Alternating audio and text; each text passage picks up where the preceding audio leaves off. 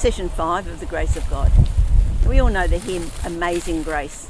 It was written by a man who lived a really cruel life, a man who had no sense of the goodness of God. But he came to believe, and when he did, he just realised how much the love of God had rescued him from a dreadful life. Grace had saved a wretch.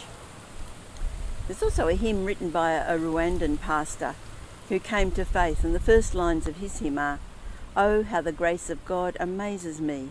It loosed me from my bonds and set me free." Two people who've experienced being rescued from a bad life simply by the grace of God. And they both find this grace absolutely amazing. Do we have the same sense of amazement at God's grace? Or are we getting a bit like R.C. Sproul's students and starting to expect it as an entitlement? If we want to plumb the depths of God's grace, we need to have an understanding of just how our sinfulness is utterly abhorrent to God. Now, the prophet Isaiah had a vision seeing into the throne room of God, and he saw the absolute glory of God. He saw the holiness, he heard the worship, and his response, his natural response is, that's it, I'm done for, because he saw himself as thoroughly sordid. But God came and touched his lips, or an angel brought a coal from the altar, touched his lips and said, "You're cleansed, your sin is taken away." It was nothing that Isaiah did. It was what God did for him. It's when we understand the enormity of our sin that we grasp the incredible grace of God. He should choose to cleanse us from our sin. He actually chooses us to serve in his kingdom. But it's a sort of a circular thing. The more we see our sin, the more we see the depth of God's grace. And the more we see the depth of God's grace, the more horrendous we see that our sin is. God's grace reaches out to us. We don't deserve it. Ephesians 2:4. But because of his great love for us, God, who is rich in mercy, made us alive with Christ, even when we were dead in transgressions. God's love for us is there. He dealt with our disobedience before we even did things wrong.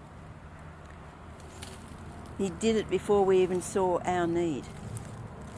All we have to do is accept what Jesus has done for us personally. Grace is the nature of God. It's initiated by God. We don't find God. His grace is calling us and we respond to it. John 6:44, Jesus says, "No one can come to me unless the Father who sent me draws them, and I will raise them up on the last day." We only respond to Jesus because the Father, through the Holy Spirit, is graciously calling us. He's changing the natural desire within us so that we have a desire for God. We will respond. Because the natural human way is to resist God. We want to be in charge of our own lives. But the grace of God is so powerful that it can change our hearts from resistance to the desire to accept. God's grace is truly amazing. We must never let that sense die.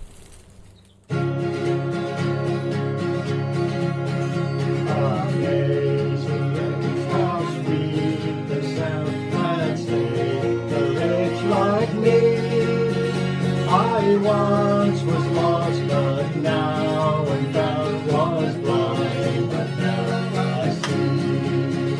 What grace that taught my heart to fear and grace, my fear relieved.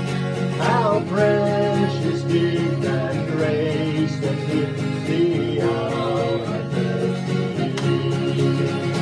Amazing grace, I stand in awe that Christ should die for me. My sin is covered by the blood that flowed on Calvary. The Lord has promised good to me. His word my hope secures. He will my shield and portion be as long as life endures.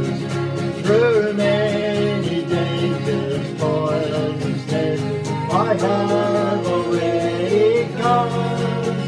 Your grace has brought me safe this far, and grace will lead me home. When we've there 10,000 years, bright shining at the sun, we've no less days to sing God's praise than when the first began. Oh, glory be to God on high, all honor and all praise. We'll sing with those who dwell